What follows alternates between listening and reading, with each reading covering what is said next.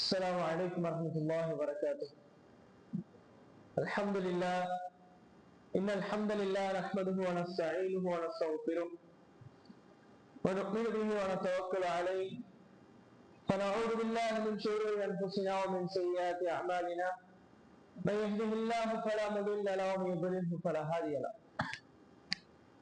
وأشهد أن لا إله إلا الله وحده لا شريك له وأشهد أن محمدا عبده ورسوله وما بعد فقد قال الله تعالى في القرآن الكريم أعوذ بالله السميع العليم من الشيطان الرجيم من همزه ونفسه ونفثه شهر رمضان الذي أنزل فيه القرآن புகழும் புகழ்ச்சியும் ஏழு இறைவனாகிய அல்லாஹ் ஒருவனுக்கு உரித்தாக்கி அவரது சாந்தியும் சமாதானமும் முஹம்மது ரசூலுல்லாஹ் ஸல்லல்லாஹு அலைஹி வஸல்லம் அவர்கள் மீதும் அவர்களை பின்பற்றி இந்த பூமியிலே வாழ்ந்து சென்ற உத்தம சத்திய சஹாபாக்கள் மீதும் அவர்களுக்கு பின்னால் யாரெல்லாம் இந்த பூமியிலே அல்லாஹ்வுடைய கட்டளைகளுக்கு கட்டுப்பட்டு அல்லாஹ்வின் தூதர் முஹம்மது ரசூலுல்லாஹ் ஸல்லல்லாஹு அலைஹி வஸல்லம் சுன்னாக்களை பின்பற்றி வாழ்ந்து சென்றார்கள் மீதும் குறிப்பாக சிறப்புமிக்க இந்த மாதத்தில் சிறப்பிற்குரிய இடத்தில் அல்லாஹ்வுடைய அருளை வேண்டியவர்களாக அவருடைய திருப்பொருத்தத்தை நாடியவர்களாக ஒன்று இருக்கக்கூடிய நம் அனைவரின் மீதும் நம் குடும்பத்தார் மீதும் வெள்ளமாக கூடியவராக எனது உரையை ஆரம்பிச்சுகின்றேன். அந்த இஸ்லாமிய உரைக்குள் எழுதுவதற்கு முன்னால் ஒரு முக்கியமான ஒரு நிர்வாகம் ரீதியான ஒரு அறிவிப்பு. நம்ம எல்லாருக்குமே தெரியும், ரமலானுடைய மாதம் அப்படின்னு வந்துருச்சுன்னா பள்ளிவாசல்கள்ல ஏராளமான தேவைகள் இருக்கு அப்படிங்கிறது நம்ம எல்லாருக்குமே தெரியும். அந்த அடிப்படையில நம்முடைய பள்ளியில இமாம்களுக்கும் பிலால்களுக்கும் அதே மாதிரி ஆலிமாக்களுக்கும் போனஸ் அப்படின்னு சொல்லிட்டு ரமலானுடைய மாதத்துல கொடுக்கறது வளமை அப்படிங்கிறது நம்ம எல்லாருக்குமே தெரியும். அவர்களுக்கான அந்த தொகை அந்த திரட்டுவது வந்து பொதுமக்களாக நம்மிடம் இருந்தா கடந்த 2 வருஷமா நம்ம ஜமாத் மக்கள்கிட்ட மட்டும் அதை திரட்டுறதாக முடிவு செய்யப்பட்டு திரட்டிட்டு இருக்கிறாங்க. இன்ஷா அல்லாஹ் நீங்களும் இந்த முறையும் இந்த வருடமும் இன்ஷா அல்லாஹ் உங்களால் முடிந்த நன்கொடைகளை இன்ஷா அல்லாஹ் நீங்க என்ன பண்ணுங்க, நிர்வாகத்தை அணுகி அதுல நஜ்முதீன் அப்படிங்கிற சகோதரர் தான் பொறுப்பு போட்டிருக்கிறாங்க, அவர்கள் அணுகி கொடுங்க இன்ஷா அல்லாஹ். உங்கள் அல்லது நிர்வாகிகளுக்கு தொடர்பு கொண்டு இந்த மாதிரி வீட்டை வாங்கின்னு சொன்னாலும் வாங்கிக்கிறதுக்கு தயாரா இருக்கிறாங்க இன்ஷா அல்லாஹ். அதனால உங்களுடைய நன்கொடைகளை அதிகமாக வாரி வழங்குங்க. ஏன்னா பள்ளிக்காக வேண்டி உழைக்கக்கூடிய பள்ளிக்கு வரக்கூடிய மக்களுக்காக வேண்டி எல்லாத்தையும் தயார் செய்யக்கூடிய மக்களுக்காக வேண்டி தான் உங்களுடைய நன்கொடைகளை நீங்க வழங்க போறீங்க என்பதை நினைவுல வச்சு இன்ஷா அல்லாஹ் அல்லாஹ்வுடைய அதுக்கான கூலி எதிர்பார்த்து வழங்குமாறு கேட்டுக்கொள்கிறோம். இன்ஷா அல்லாஹ் இன்னைக்கு நாம என்ன பார்க்க போறோம் நேற்று சொல்லியிருந்தோம். என்ன பார்க்க போறோம்னு சொல்லியிருந்தோம். இமாம் நவவி ரஹ்மத்துல்லாஹி அவர்களுடைய வாழ்க்கை வரலாறு. ஏன் இமாம் நவவி ரஹ்மத்துல்லாஹி அவங்களை பார்க்க போறோம் அப்படின்னா, நாம இந்த தருணத்துல இந்த நாட்கள்ல நம்ம எடுத்துக்கக்கூடிய கிதாப் அவங்களோட இமாம் நவவி ரஹ்மத்துல்லாஹிய அர்பவுன் நவவி 40 ஹதீஸ்கள் என்கிற கிதாபை தான் நம்ம எடுத்திருக்கிறோம். இந்த கிதாபை பத்தி நம்ம சொல்லணும் அப்படின்னா, நம்ம நேற்றையே சொல்லியிருந்தோம், எல்லா உலமாக்களுடைய அங்கீகாரத்தையும் பெற்ற ஒரு கிதாப். நான் சொல்லியிருந்தேன், இந்த தலைப்பின் கீழே 40 ஹதீஸ்கள் அப்படிங்கிற தலைப்பின் கீழே 12க்கும் மேற்பட்ட கிதாபுகள் இருக்குது. ஆனால் எல்லாவற்றையும் விட உலக அளவுல பிரபலமான, உலக அளவுல மக்களிடத்துல போற்றப்படக்கூடிய, அவர்களால் தெரிந்து கொள்ளப்பட்ட, உலமாக்கள் ஏராளமானவர்களால் தெரிந்து கொள்ளப்பட்ட ஒரு கிதாப் என்றால் இந்த அர்பவுன் நவவி, இமாம் நவவி ரஹ்மத்துல்லாஹி 40 ஹதீஸ்கள் கிதாப். அதே மாதிரி ஏராளமான உலமாக்கள் ஷரஹ்ங்கிற ஒரு கிதாப்னாலும் இதுதான். ஏராளமான உலமாக்கள் மாணவர்களுக்கு பாடம் எடுப்பதற்கு பரிந்துரைக்கக்கூடிய கிதாப்னாலும் அது என்னதான் இமாம் நவவி ரஹ்மத்துல்லாஹிய 40 ஹதீஸ்கள் என்கிற கிதாப் தான். சலஃப் அறிஞர்கள் சொல்றாங்க, அல்லாஹ் ஒருவருடைய பணியை ஏற்றுக்கொண்டான் என்பதற்கு, அல்லாஹ் ஒருவருடைய அமலை ஏற்றுக்கொண்டான் என்பதற்கு, அவருடைய அந்த செயலை அல்லாஹ் அங்கீகரித்துக் கொண்டான் என்பதற்கான அடையாளங்கள் ஒன்று, அல்லாஹ் அந்த செயலை இந்த பூமியில் உள்ள முஃமின்கள் எல்லாருடைய உள்ளத்திலையும் நேசத்திற்குரியதாக மாற்றி விடுவான். எப்படி ஒரு மனிதனுடைய செயலை, அவருடைய தியாகத்தை, அவருடைய ஒரு ஏற்பாட்டை அல்லாஹ் அங்கீகரித்துக் கொண்டான் என்பதற்கான அடையாளம் என்னன்னா, அந்த செயலை, அந்த ஏற்பாட்டை, அந்த உருவாக்கத்தை உலகில் உள்ள எல்லா முஃமின்களுடைய உள்ளத்திலையும் விருப்பத்திற்குரியதாக மாற்றி விடுவான். இமாம் நவவி அர்பவுன் நவவி கிதாபை பத்தி நம்ம சொல்லும்போது என்ன சொல்றோம், எல்லா உலமாக்களோடும் அங்கீகரிக்கப்பட்டது. எல்லா ஆளுங்களாலும் எல்லா மாணவர்களுக்கும் அதாவது அவர்கள் அதை முன்னுரிமைப்படுத்த அவருக்கு பாடம் எடுக்க சொல்லக்கூடிய அளவிற்கு எல்லா உலமாக்களும் அங்கீகாரம் பெற்றவங்களாக அந்த கிதாப் இருக்கு. உலமாக்கள் சொல்றாங்க, அல்லாஹ் நவவி ரஹ்மத்துல்லாஹி நியத்திற்கு ஏற்ப அவருடைய அந்த பணியை பொருந்திக் கொண்டான் அப்படின்னு சொல்றாங்க. அல்லாஹ் அப்படியே ஆக்கி வைக்கிட்டோம். எந்த அளவுக்கு இமாம் நவவி ரஹ்மத்துல்லாஹி இந்த அர்பவுன் நவவி புகழ்படுத்தி சொல்லப்படுது அப்படின்னா, இமாம் நவவி ரஹ்மத்துல்லாஹி தொகுத்திருக்கக்கூடிய அந்த ஹதீஸ்களை சொல்றாங்க, அதுதான் இஸ்லாத்தின் அடிப்படை. அந்த ஹதீஸ்கள் இருக்கா இல்லையா, இமாம் நவவி ரஹ்மத்துல்லாஹி தொகுத்திருக்கக்கூடிய 40 ஹதீஸ்கள், அந்த கிதாபில் கூடிய அந்த ஹதீஸ்கள் தான் இந்த ஒட்டுமொத்த இஸ்லாத்துடைய அடிப்படைகள். இந்த இஸ்லாத்துடைய அடிப்படைகள் எல்லாம் அந்த கிதாபுக்குள்ள இருக்குது.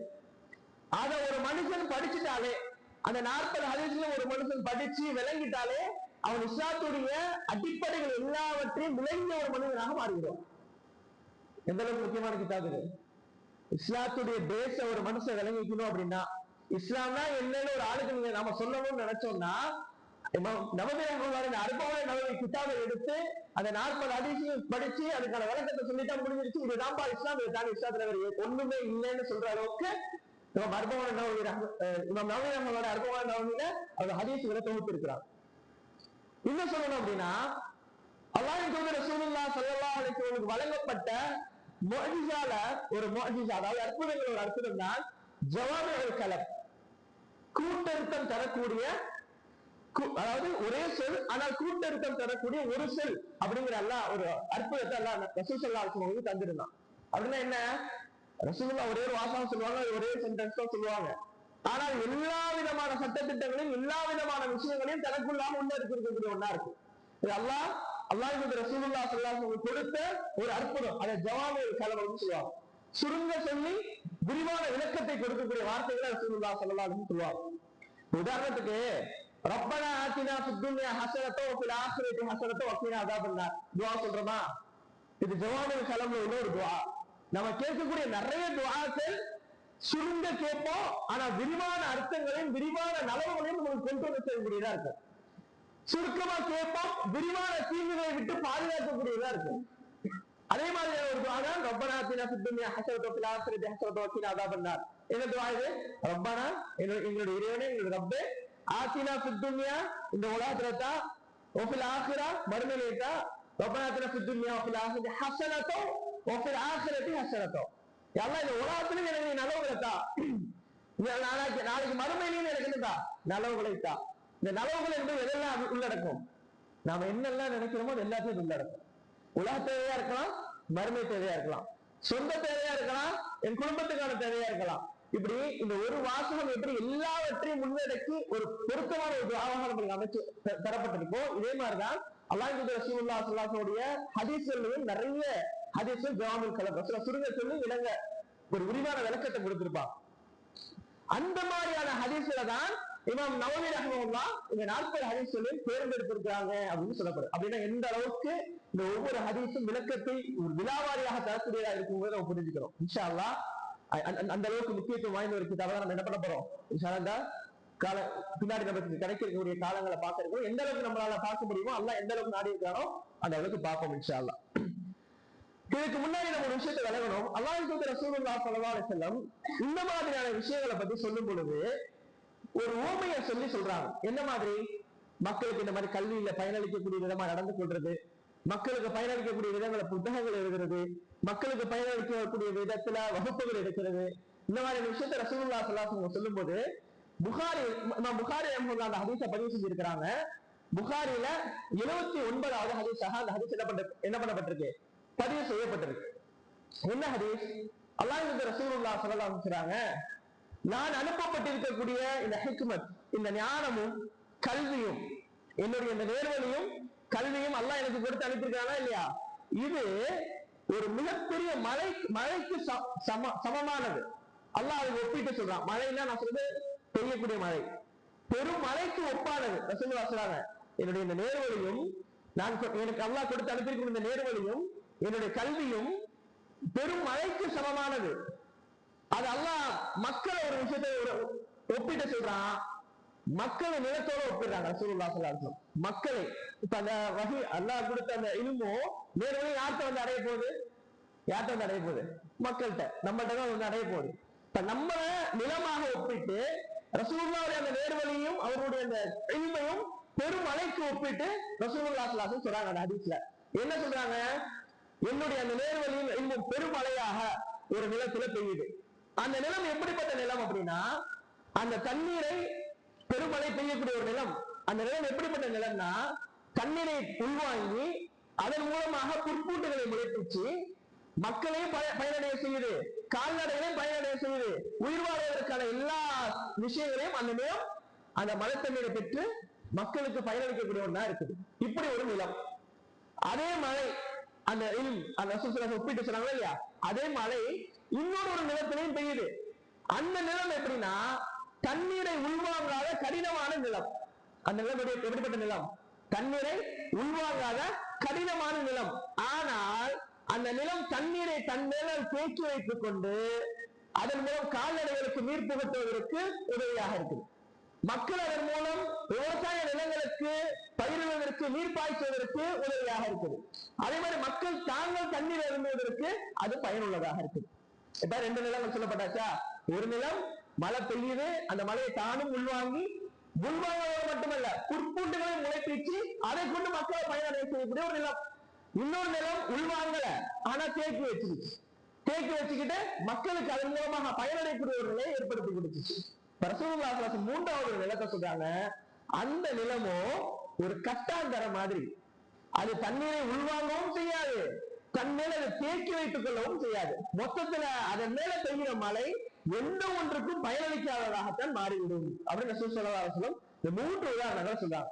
சொல்லிட்டு சொல்றாங்க, இந்த முதல் ரெண்டு உதாரணம் இருக்கா இல்லையா, முதல்ல சொல்லப்பட்ட அந்த ரெண்டு உதாரணம், இது யாருக்கான உதாரணம் அப்படின்னா, யார் எனக்கு கொடுக்கப்பட்டிருக்கக்கூடிய இந்த ஹிதாயத்தையும் இந்த கல்வியையும் பெற்று அதன் மூலம் தானும் பயனடைந்து பிற மக்களுக்கும் பயனடைய செய்கிறார்களோ அவர்களுக்கு உதாரணமானதான் அந்த இரண்டு நிலங்களும்.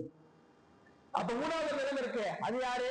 அல்லாஹ் ரசூலுல்லாஹி ஸல்லல்லாஹு அலைஹி வஸல்லம் சொல்றாங்க, யார் என்னுடைய இந்த நேர்வழி, எனக்கு வழங்கப்பட்ட இந்த நேர்வழியையும் யார் எனக்கு வழங்கப்பட்ட இந்த கல்வியையும் புறக்கணித்து அதை பொருட்படுத்தாமல் அதை வாழ்க்கையில் ஒரு முக்கிய பகுதியாக எடுக்காமல் தானும் எந்த விதத்தில் தனக்கு பயனெடுத்துக் கொள்ளாமல் பிறருக்கும் பயனளிக்காமல் இந்த உலகத்திலே வாழக்கூடியவர்கள் அதை மறுக்கக்கூடியவர்கள் என்று அல்லாஹ் ரசூலுல்லாஹி ஸல்லல்லாஹு அலைஹி வஸல்லம் சொல்றாங்க.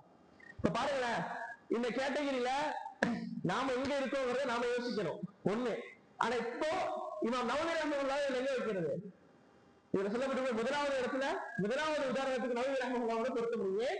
அது தானும் எடுத்து பிற மக்களுக்கும் பயனளிக்கக்கூடிய எப்படி ஒரு நிலம் புற்பூண்டுகளை முளைப்பிச்சு மக்களை பயனடைய செய்யுது, அந்த மாதிரியான ஒரு கல்வியை நம்மளுக்கு கொடுத்திருக்காங்க அப்படிங்கறத நம்ம புரிஞ்சுக்கணும். அப்ப இந்த மாதிரி நிலைமைகள்ல உருவாகக்கூடிய பிள்ளைகள் நம்மளுக்கு முக்கியம். நம்ம என்ன வைக்கணும், இந்த நிலைமையில நம்ம உருவாக்க பிள்ளைகளை அப்படின்னு இன்ஷா அல்லாஹ். அப்ப இந்த அளவுக்கு புகழ்பெற்ற அந்த கிதாப் இமாம் நவவி ரஹ்மத்துல்லாஹி அவங்க எழுதுது. இமாம் நவவி ரஹ்மத்துல்லாஹி எப்போ பிறக்கிறாங்க? 631 ஹிஜ்ரி 631 இமாம் நவவி ரஹ்மத்துல்லாஹி பிறக்கிறாங்க. அவருடைய மரணம் 676. இமாம் நவவி ரஹ்மத்துல்லாஹி பிறந்தது எப்போ? 631. அவங்க மரணிக்கிறது 676. எவ்வளவு வருஷம் வாழ்றாங்க? 45 வருஷம். 45 வருஷம் வாழ்ந்த இமாம் நவவியுடைய முஅல்லஃபா அவனுடைய தொகுப்புகள் தான் இன்னைக்கும் புகழ்படுத்தி பேசப்படுது, இன்னைக்கும் பல இடங்களில் பாடங்களாக எடுக்கப்படுது. நம்ம எல்லாருமே எல்லா பள்ளிவாசலும் இருக்கக்கூடிய இன்னொரு ஒரு கிதாப், அதுவும் நம்ம நவவியோட தான். என்னன்னு சொல்லுங்க பார்ப்போம்.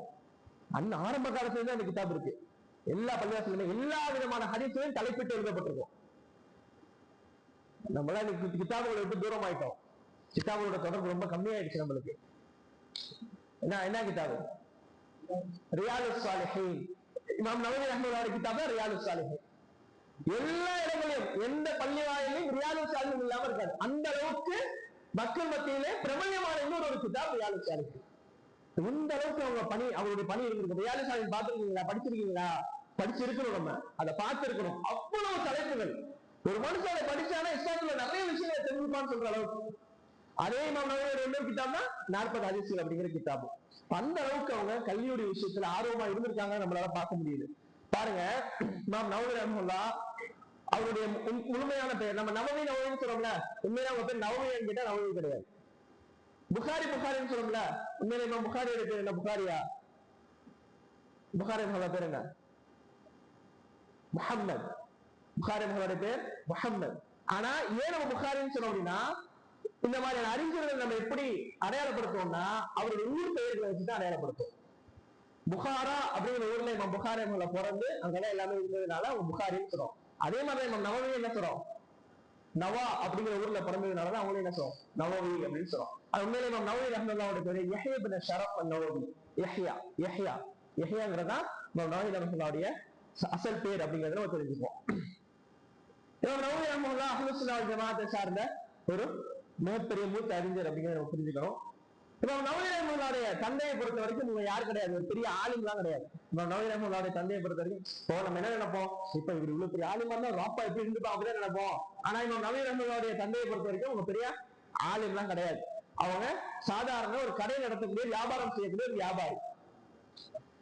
எந்த அளவுக்கு இமாம் நவவி ரஹ்மத்துல்லாஹுடைய வாப்பாவை பத்தி வரலாற்றுல பேசப்படுது அப்படின்னா, ஹலால் ஹராமை பேணுடைய விஷயத்துல ரொம்பவே கவனம் செலுத்தக்கூடிய ஒரு ஆள் இமாம் நவவி ரஹ்மத்துல்லாஹ்.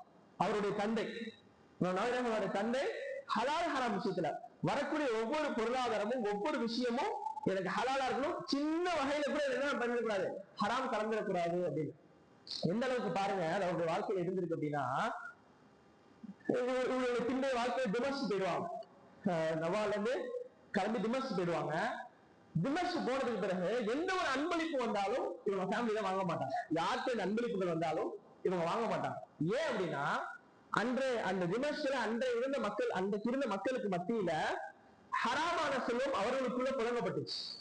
எப்படி அந்த மக்கள் இடத்துல ஹலால் ஹராம் பேணப்படாத மக்கள், அந்த மக்கள் சர்வசாதாரணமாக ஹலாலான பொருளாதாரத்தை தங்களுடைய வாழ்க்கையில கொண்டு வரக்கூடிய மக்களா இருந்தாங்க. அதன் காரணமாக அவர்களில் யார் அன்பளிப்பு செய்தாலும் இவன் நவீன ஃபேமிலி என்ன பண்ண மாட்டாங்க, குறிப்பா வாப்பா அதை வாங்க மாட்டாங்க, இவன் நவீன வாங்க மாட்டாங்க. ஏன்னா அவர்கள் ஹராமான சம்பாத்தியத்தை அதை கொடுத்திருந்தால் என்ன செய்வது, அது ஹராம்னு சொல்லி இல்ல, ஒருவேளை ஹராம் அதுல கலந்திருந்தா, ஏன்னா அவங்க ஹராம் அவங்களுடைய வாழ்க்கையில கலந்துருச்சுல, ஹராமான பொருளாதாரம் அவங்க வாழ்க்கையில கலந்துருச்சுல, ஒருவேளை இதுல கலந்திருந்தா அப்படின்னு அந்த அன்பளிப்புகளை வாங்கவே மறுப்பாங்க அந்த திவசத்துல யார்ட்டையுமே. அப்ப எந்த அளவுக்கு ஹலால் ஹராமும் பேணுனவங்களா இருந்திருப்பாங்க. உலமாக்கள் சொல்றாங்க, இந்த அளவுக்கு ஹலால் ஹராம பேணுன ஒரு தன்மையாக இருந்ததன் காரணமாக தான் அல்லாஹ் இருக்கும் நவவி ரஹ்மத்துல்லாஹி அவர்களை மிகப்பெரிய ஆலிமாக கொடுத்தான்னு அப்படின்னு சொல்றாங்க. நம்ம புரிஞ்சுக்கணும், நம்ம எந்த அளவுக்கு ஹலால் ஹராம நம்ம பேணி வாழ்றோமோ அல்லாஹ் நம்ம வாழ்க்கையில் மிக சிறந்த இடங்களில் சிறந்த விஷயங்கள் நம்ம வாழ்க்கையில தருவாங்கிறதுனா இந்த வரலாற்றில் இருந்து அவருடைய நிலையிலிருந்து நம்ம புரிஞ்சுக்கிறோம். அப்ப இமாம் நவவி ரஹ்மத்துல்லாஹ் அவருடைய தந்தை கடை வச்சு நடத்தக்கூடிய சாதாரண வியாபாரி. இமாம் நவவி ரஹ்மத்துல்லாஹ் சின்ன வயசு, ஒரு 7 வயசு இருக்கும்போது அவங்க ஃப்ரெண்ட்ஸோட சேர்ந்து விளையாட போவாங்க. ஆனா அவங்க ஃப்ரெண்ட்ஸ் அவங்கள சேர்த்துக்க மாட்டாங்க. ஃப்ரெண்ட்ஸ் இமாம் நவவி ரஹ்மத்துல்லாஹ்வை விளையாட சேர்த்துக்க மாட்டாங்க. இப்ப ஃப்ரெண்ட்ஸ் நம்ம சேர்த்துக்க மாட்டாங்க அப்படின்னு சொல்லிட்டு வீட்டுல வந்து அழுவாங்க. இமாம் நவவி ரஹ்மத்துல்லாஹ் கொஞ்ச நேரம் அழுவாங்க. அழுவிட்டு என்ன பண்ணிடுவாங்க, குர்ஆன் எடுத்து ஓத ஆரம்பிச்சிருவாங்க. அதுக்கு பிறகு இமாம் நவவி ரஹ்மத்துல்லாஹ் குர்ஆன் ஓதுறது அவங்களுடைய முக்கிய வேலையாக இருந்துச்சு. குர்ஆனை மனப்பாடம் பண்றது, ஓதுறது. எத்தனை வயசுல? 7 வயசுல குர்ஆனை ஓதுறது மனப்பாடம் பண்றது, இது அவருடைய தொடரான ஒரு ஹேபிட்டாவே பழக்கமாவே இருக்க ஆரம்பிச்சிருச்சு. இமாம் நவவி ரஹ்மத்துல்லாஹ் என்ன பண்றாங்க, வாப்பா 10 வயசு ஆகுது, இதுக்கு இடையில குர்ஆன்ல பெரும்பகையை மனப்பாடம் பண்ணி முடிச்சிட்டாங்க இமாம் நவவி ரஹ்மத்துல்லாஹ். இப்ப வாப்பா என்ன பண்றாங்க, முடித்து கடையில உட்கார வைக்கிறாங்க, கொஞ்சம் வியாபாரத்தை பார்த்து கத்துக்குப்பா அப்படின்னு. கடைக்கு போய் இமாம் நவவி ரஹ்மத்துல்லாஹ் என்ன பண்றாங்க, வியாபாரத்துல கவனிக்கல, குர்ஆன் ஓதுறதுலயே இருக்காங்க, குர்ஆனை மனப்பாடம் பண்றதுலயே இருக்காங்க. அப்ப இந்த சூழல்ல தான் இமாம் நவவி ரஹ்மத்துல்லாஹ்வை அந்த ஊர்ல இருந்த மிகப்பெரிய ஒரு ஷேக் அவங்க பாக்குறாங்க. அவங்க பேர் என்னன்னா யாசிர் இப்னு யூசுப் அல் மராகிஷி. யாசிர் இப்னு யூசுப் அல் மராகிஷி அப்படிங்கிற ஒரு ஷேக் பாக்குறாங்க. இந்த 10 வயசுல இமாம் நவவி ரஹ்மத்துல்லாஹ்வுடைய நடத்தைகளை பாக்குறாங்க. இந்த 10 வயசு ஆகுது, நண்பர்களோட விளையாட மாட்டேங்கிறாரு, குர்ஆனே ஓதிட்டு இருக்கிறாரு, அது எவ்வளவு ஈடுபாடா இருக்கிறாரு அப்படின்னு சொல்லிட்டு பார்க்கும்போது அவங்க இமாம் மராகிஷி சொல்றாங்க, அவரை பார்த்தோன்னே என்னுடைய உள்ளத்துல அவர் மேல ஒரு நேசத்தை அல்லாஹ் போட்டான். அந்த அறிஞர் சொல்றாங்க, நவவி ரஹ்மத்துல்லாஹ்வை பார்த்தோன்னே என் மனசுல ஏதோ ஒரு நேசம், அவர் மேல அல்லாஹ் எனக்கு நேசத்தை போட்டான். என் உள்ளத்துல தோணுச்சு, இமாம் நவவி ரஹ்மத்துல்லாஹ் அந்த சிறுவர் உண்மையிலேயே உம்மத்திற்கு பயனளிக்கக்கூடிய ஒருவராக உருவாகுவார், மிகப்பெரிய ஆலிமாக இந்த காலத்தில் அவர் இந்த காலகட்டத்திற்கான ஒரு மிகப்பெரிய ஆலிமாக உருவாகுவார் அப்படின்னு என் மனசுல பட்டுச்சு. உடனே என்ன பண்றாங்க மராட்சி அவங்க இமாம் நவவி ரஹ்மத்துல்லாஹ்வை அன்றைக்கு அந்த ஊர்ல நவா அப்படிங்கிற அந்த ஊர்ல மக்களுக்கு பாடம் எடுக்கக்கூடிய இன்னொரு மிகப்பெரிய ஆளுகிட்ட இமாம் நவவி ரஹ்மத்துல்லாஹ்வை கூட்டிட்டு போறாங்க. கூட்டிட்டு போய் சொல்றாங்க, இந்த சிறுவரை நீங்க வச்சுக்கோங்க, இந்த சிறுவருக்கு நீங்க கல்வியை கத்துக் கொடுங்க, இவர் கண்டிப்பாக மிகப்பெரிய ஒரு ஆலிமா வருவாரு, மக்களுக்கு மிகப்பெரிய லெவல்ல பயனளிக்கக்கூடியவரா இருப்பாரு அப்படின்னு சொல்லிட்டு அவங்களோட சொல்லுவாங்க. அந்த ஆசிரியர் கேட்கிறாங்க, நீ என்ன குறி சொல்றவனா அப்படின்னு. யார? இமாம் யாசினை பார்த்து நீங்க குழி சொல்றோம்னா நீங்க அப்படின்னு கேட்டோன்னே இமாம் அவங்க சொல்றாங்க, இல்ல அல்லாஹ் இதை உங்க கிட்ட கூட்டி வந்தா அல்லாஹ் என் வாயில பேச வச்சான், எனக்கு சொல்லணும்னு தோணுன்னு சொன்னேன், நான் குழி சொல்றவாங்க இல்ல அப்படின்னு சொல்லிட்டு போயிடுவாங்க. அதுக்கப்புறம் இமாம் நபியுடைய ரஹ்மத்துல்லாஹி அவர்களுடைய கல்வி பயணம் தொடர ஆரம்பிக்குது. அதுக்கப்புறம் அப்படியே கல்வியை கத்துக்கிறாங்க. அப்படி கத்துக்கிட்டு இருக்கும்போது அவருடைய 18 வயசு வரைக்கும் எங்கதான் இருக்காங்க, நவாலதான் இருக்கிறாங்க. அதுக்கு பிறகு என்ன பண்றாங்க, கிளம்பி திமஸ்கு போறாங்க. திமஸ்கு போனதான் மிகப்பெரிய லெவல் அவருடைய கல்வியுடைய தாக்கம் என்பது மிகப்பெரிய மாறுது. நவீன் ரஹ்மத்துல்லாஹ் எந்த அளவுக்கு கல்வியை கற்றுக்கொள்ளுங்கிற ஆர்வமா இருந்தாங்கன்னா, நாம போன் பார்க்க ஆரம்பிச்சோம்னு வச்சுக்கோங்களேன், எவ்வளவு நேரம் போன் பார்ப்போம்? போன் பார்க்க ஆரம்பிச்சோம், சும்மா போன் நோண்டுறோம், எவ்வளவு நேரம் நோண்டுவோம்? எவ்வளவு நேரம்? நாள் பூரா, ஒரு நாள், 2 நாள், 3 நாள், தாராளமா முடியும், தாராளமா நோண்டுவோம். ஏன் தெரியுமா? இன்ட்ரெஸ்ட். நைட்டுல தூங்கணும், ஆனா நைட்டு தூக்கத்தையே இல்லாம ஆக்குறது மொபைல் போன். ஆனா அதே மொபைல் போன் இல்லாம ஒரு கொஞ்ச நேரம் சும்மா வர சொல்லுங்க, தூங்கிடுவோம். வேற யாராச்சும் வேலையை சொல்லுங்க, செய்ய மாட்டோம், தூங்கிடுவோம். தூக்கம் வருது அப்படின்றோம். ஆனா போன் இருந்துச்சுன்னா அவ்வளவு இன்ட்ரெஸ்ட் இன்னைக்கு அதுல நம்மளுக்கு வந்துருச்சு. நவீன் ரஹ்மத்துல்லாஹுடைய கல்வியுடைய அந்த தேடலை பற்றி சொல்லப்படுது. கல்வியை கற்றுக்கொள்ள இமாம் நவீன் ரஹ்மத்துல்லாஹி இந்த ஆர்வத்தின் காரணமாக இமாம் நவீன் ரஹ்மத்துல்லாஹ் தூங்கவே மாட்டாங்க. நைட்டும் படிப்பாங்க, காலையிலும் படிப்பாங்க, பகலும் படிப்பாங்க, நைட்டும் படிப்பாங்க, இப்படியே படிச்சுட்டே இருப்பாங்க. அவருடைய மாணவர்கள் இமாம் நவீன் ரஹ்மத்துல்லாஹோட சேர்ந்து இருப்பாங்கல்ல, அந்த மாணவர்கள் சொல்றாங்க, இமாம் நவவியே அவருடைய தூக்கம் மிகைக்கும் போதுதான் கொஞ்ச நேரம் தூங்குவாங்க. நம்மளை மீறி தூக்கம் சொக்கி விடுவோம் இல்லையா, அந்த மாதிரி இமாம் நவீன் ரஹ்மத்துல்லாஹ் தூக்கம் எப்ப மிகைக்குதோ அது வரைக்கும் அவங்க படிச்சுக்கிட்டே இருப்பாங்க. ஒரு நாள், ஒரு 2 நாள் கணக்கு போயிட்டே இருக்கும். அப்படி மிகைக்குது இல்லையா, அப்போ எப்படி தூங்குவாங்க? 10 நாள் தூங்கல, ஒரு நாள் தூங்க, அப்படி இல்லை, அப்போ கொஞ்ச நேரம் தூங்கிட்டு திரும்ப நிறுத்தி படிக்க ஆரம்பிச்சிருவாங்க. இந்த அளவுக்கு இமாம் நவீன் ரஹ்மத்துல்லாஹ் கல்வியில ஆர்வத்தோடு இருந்திருக்கிறாங்க அப்படிங்கறத நம்ம பார்க்க முடியுது. இன்னைக்கு சொல்லவே வேணாம், நம்ம எல்லாருக்கும் நம்முடைய நிலைமை என்ன நம்மளுக்கு நல்லாவே தெரியும். கொஞ்ச நேரம் நமக்கு ஒரு மணி நேரத்துக்கு மேல ஒரு தர்பியா அப்படின்னா ஒரு மணி நேரம் தான். அதுக்கு மேல என்ன என்னங்க தர்பியா சொல்ல மாட்டேங்குது, 1 மணி நேரத்துக்கு மேல பேச வேணாங்க, எங்க பெற முடியுது? நவீன் ரஹ்மத்துல்லாஹ் ஒரு நாளைக்கு எத்தனை சப்ஜெக்ட் படிப்பாங்க தெரியுமா? அவங்க ஆசிரியர்கள்ட்ட, இவங்க மட்டும் தான் ஹையஸ்ட், ஆசிரியர்கள்ட்ட உட்காந்து படிப்பாங்க. ஒரு நாளைக்கு எத்தனை சப்ஜெக்ட்? இன்னைக்கு மதரசாக்கள் ஒரு நாளைக்கு எத்தனை சப்ஜெக்ட்? இன்னைக்கு ஆளுங்கள்ட்ட வந்துருவோம். இன்னைக்கு ஆலயம் படிக்கக்கூடிய அந்த மாணவர்கள் படிக்கக்கூடிய அந்த சூழலுக்கு வந்துருவோம். ஏன்னா அந்த அளவுக்கு நம்ம பலகீனப்பட்டிருக்கோம், அந்த அளவுக்கு நம்மளுடைய ஆர்வம் இருக்கு. இன்னைக்கு மதரசாக்கள் எத்தனை சப்ஜெக்ட் ஒரு நாளைக்கு? 7, அதிகபட்சம் 7, அதிகபட்சம் 7. இமாம் நவீன் ரஹ்மத்துல்லாஹ் ஒரு நாளைக்கு 12 சப்ஜெக்ட் படிச்சாங்க. 12 ஒவ்வொரு ஆசிரியர்களையும் படிச்சாங்க, ஒரு நாளைக்கு 12. அப்ப எந்த அளவுக்கு அவருடைய ஆர்வம் கல்வியில இருந்திருக்கும், அதனுடைய வெளிப்பாடுதான் இந்த அளவுக்கு இன்னைக்கு சமுதாயத்தில் அல்லாஹ் அவருடைய பணிகளை பொருந்தி கொண்டிருக்கிறார். இந்த அளவுக்கு ஆர்வம் உள்ள ஒரு சமுதாயமாக நம்ம மாறணும். ஆனால் ஷைத்தான் அதிலிருந்து நம்மளை தூரமாக்கக்கூடிய எல்லா காரியங்களும் அழகான முறையில செட் பண்ணி வச்சிருக்கான். உண்மையிலே இந்த வரலாறுகள் எல்லாம் பிள்ளையை பெற்றெடுக்கக்கூடிய நம்மள ஒவ்வொருவருக்கும் இதுல ஒரு அளவாச்சு, இந்த லெவல்லாச்சும் பிள்ளைகளை நம்ம உருவாக்கணுங்கிற ஆசை நம்மள ஒவ்வொருத்தரும் வச்சா கண்டிப்பா அல்லாஹ் அதை நம்மளுக்கு நிறைவேற்றி தருவான் என்பதை நம்ம புரிஞ்சுக்கணும். அப்ப இமாம் நவீன் ரஹ்மத்துல்லாஹுடைய அந்த கல்வி பயணம் என்பது அழகான ஒரு முக்கியமான பயணமாக இருந்துச்சு. இன்னொரு விஷயம், சுவாரஸ்யமான ஒரு விஷயத்த சொல்றேன். இன்னைக்கு மதரசாக்களுக்கு வரக்கூடிய மாணவர்கள் மதரசா விட்டு போறதுக்கு சொல்ற காரணங்கள்ல முக்கியமான காரணம் என்ன தெரியுமா? யார் சொல்லுவீங்க? மதரசாவுக்கு பசங்க சேர்த்துவாங்க. ஃபர்ஸ்ட் இயர்ல பாத்தீங்கன்னா 60 பேர் இருப்பாங்க. ஃபர்ஸ்ட் இயர்ல பாத்தீங்கன்னா 60 பேர் இருப்பாங்க. ஃபிஃப்த் இயர்ல பட்டம் வாங்கும்போது 5 பேர் 6 பேர் தான் இருப்பாங்க. 60ல இருந்து 5 ஆயிடும். ஃபர்ஸ்ட் இயர்ல இவ்வளவு பேர் சொன்னாங்களே, ஏன் போனாங்க? அது நிறைய பேர் சொல்ற காரணம் என்ன தெரியுமா? சாப்பாடு சரியில்லை, சாப்பாடு பிடிக்கல, சாப்பாடு செட் ஆகல அப்படிம்பாங்க கல்வி கற்றுக்கொள்ளக்கூடிய மாணவர்கள்.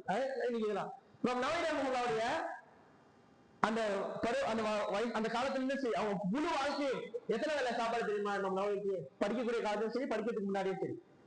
ஏன்னா பாப்பா அவ்வளவு ஏழையான ஆளு.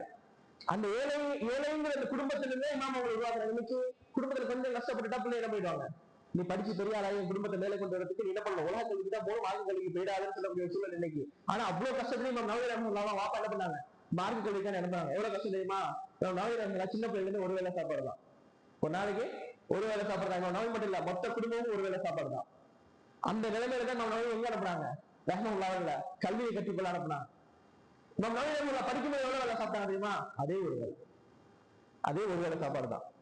நவீனக்கு ஒரு நாளைக்கு ஒரு வேலை சாப்பாடு தான், அது கூட படிக்க ஆரம்பிச்சிடும். அப்ப இந்த அளவுக்கு அவருடைய தியாகங்களும் அவருடைய முயற்சிகளும் அவருடைய ஈடுபாடும் இருந்திருக்கு அப்படிங்கிறத புரிகிறோம். அப்படின்னா அவருடைய இந்த புத்தகம் எந்த அளவுக்கு முக்கியத்துவம் வாய்ந்ததா இருக்குங்கிறத நம்ம புரிஞ்சுக்கணும். இன்ஷா அல்லாஹ் கண்டிப்பாக நம்மளால இந்த குறுகிய காலத்துல அந்த புக்கை முடிக்க முடியாது. இன்ஷா அல்லாஹ் பின்னால் நம்ம பள்ளியில் இமாம் இருக்காங்க, நீங்க உங்கள்கிட்ட சொல்லுங்க, எங்களுக்கு அந்த புத்தகத்தை முழுமையா நடத்துங்கன்னு உங்களை ஒவ்வொருவரும் ஆர்வப்பட்டு இமாம் நவீனம் உள்ள அளவுக்கு நம்மளால முடியலனாலும் நம்ம நவீனமா புக்கை படிக்கிறதுக்காச்சும் நம்ம ஆர்வம் கட்டலாம் இல்லையா? இன்ஷா அல்லாஹ் வரக்கூடிய காலங்களும் முடிஞ்ச அளவுக்கு பார்ப்போம். அதுக்கு பின்னாடி உள்ளதா உங்களுடைய பள்ளி இமாம்கிட்டயே நீங்க சொல்லி என்ன பண்ணலாம், கத்துக்கலாம். இன்ஷா அல்லாஹ் அதுக்கான வாய்ப்பு அல்லாஹ் நம்மளுக்கு ஏற்படுத்திட்டோம். எந்த நோக்கத்திற்காக இமாம் நவீனம் அந்த கிதாபு இந்த உம்மத்திற்காக வேண்டி விட்டு சென்றார்களோ, எழுதி சென்றார்களோ, அந்த நோக்கத்தை முழுமையாக அடையக்கூடிய மக்களாக அல்லாஹ் என்னையும் உங்களையும் இந்த உம்மத்தையும் ஆக்கி வைப்பான அந்த பிரிவனாக எனது உரையை முடித்துக் கொள்கின்றேன். ரப்பனா ஆத்தினா ஃபித் துன்யா ஹஸனத்தன் வ ஃபில் ஆখিরাতি ஹஸனத்தன் வ கினா அஸாபன்னார். யா முகல்லிபல் குலூப் ஸப்பித் கல்பி அலா தீனிக் யா முஸர்ரிஃபல் குலூப் ஸர்ரிஃப் குலூபனா அலா தஆத்திக். وآخر دعوانا الحمد لله رب العالمين. سبحانك اللهم وبحمدك أشهد أن لا إله إلا أنت أستغفرك وأتوب إليك. السلام عليكم ورحمة الله وبركاته.